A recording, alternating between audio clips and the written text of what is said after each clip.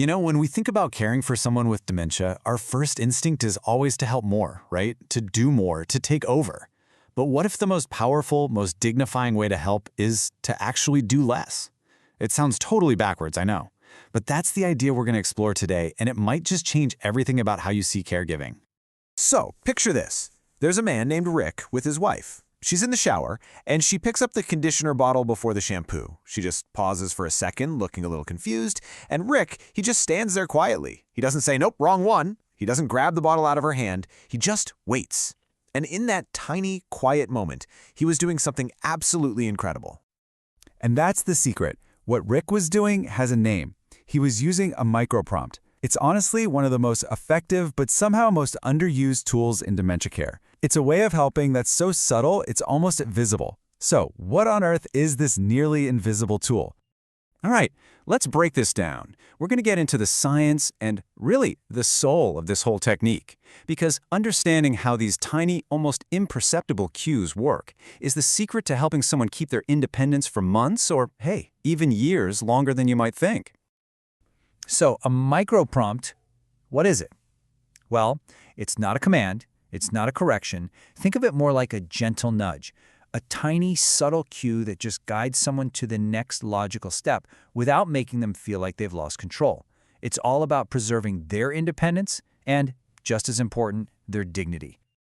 Now, to really get why microprompts are so powerful, we have to look at the problem with our usual way of helping. And look, this isn't about blame, okay? It comes from a place of love. But sometimes our best intentions can accidentally cause the exact opposite of what we want. Do any of these sound familiar? I bet they do. When we see someone we love struggling, our gut reaction is to jump in. We correct, we fix, we just do it for them. It feels faster, right? It feels easier. But every time we do that, we're accidentally teaching their brain a very subtle lesson. Don't worry about it, I'll take care of it. And that little lesson leads to something called prompt dependence. It's a learned behavior where the brain just learns to stop trying on its own.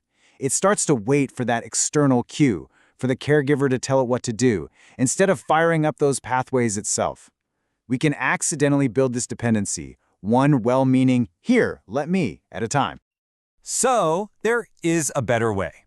And microprompting, it's a huge shift in thinking. You stop trying to control the person, and you start guiding the environment around them. You're setting the stage for success. And honestly, it's a total game changer. Just think about the difference here. Big, long explanations like, "No, honey, you need the blue bottle first, that's the shampoo, and you have to wash before you can condition." That just floods a stressed brain with noise it can't process. But a microprompt, like just quietly moving the shampoo bottle forward an inch, that speaks the brain's language. It's simple, it's visual, and it doesn't feel like a correction. And hey, this isn't just some nice idea. It's backed by some solid behavioral science. A key study found that what really worked wasn't complicated training or a bunch of instructions. It was the subtle cues from a spouse that were enough to help a woman keep up her showering skills, even with Alzheimer's. It's all about the size and the timing of the help. Okay, so this all sounds good, but how do we actually do it? Well, it comes down to a really practical tool that I call the microprompt ladder. Just imagine a ladder with 6 rungs, starting from the absolute least amount of help you can give all the way to the most. This is going to be your go-to guide for pretty much any situation. So the ladder starts at the bottom, right? With the most subtle cue there is, an environmental one. That could just be placing the toothbrush right where their hand is going to go. If that doesn't quite work, you move up a rung to a gesture.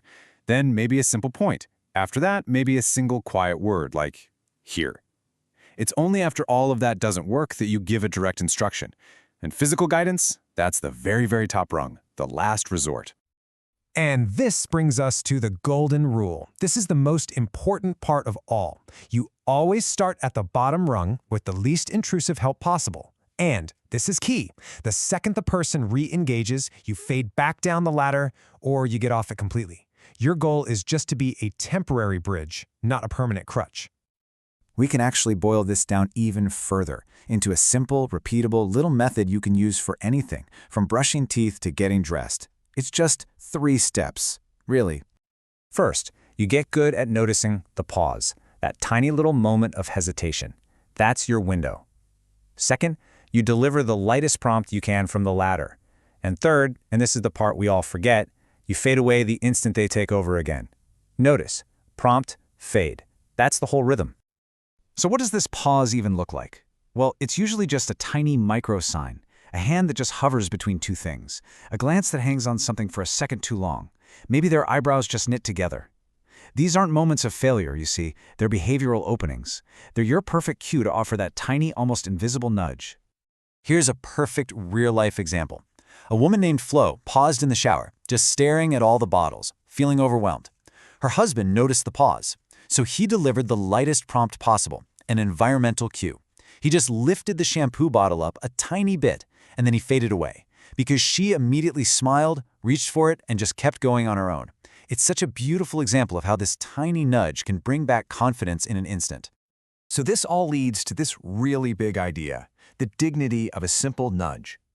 Let's tackle a couple of the questions that always come up and maybe reframe what it really means to care for someone.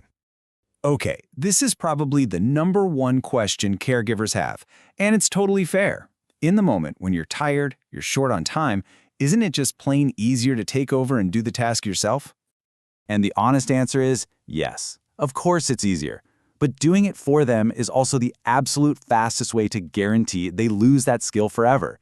Every single time we take over, we're stealing an opportunity for their brain to practice, to make that connection, and to succeed on its own. Which of course leads to the next logical question, which feels so completely wrong based on our instincts. So wait, are you really telling me the best way to care for someone is to do less for them? Yes, that is exactly it. In the world of dementia care, less help, when it's done wisely, using a tool like the microprompt ladder, is what will ultimately preserve more of a person's abilities for much, much longer. So I'll just leave you with this final thought. We tend to think of love and care as these big, grand gestures. But what if, in this context, the greatest, most profound act of love is a type of help so small, so subtle, that the person receiving it barely even notices it happened?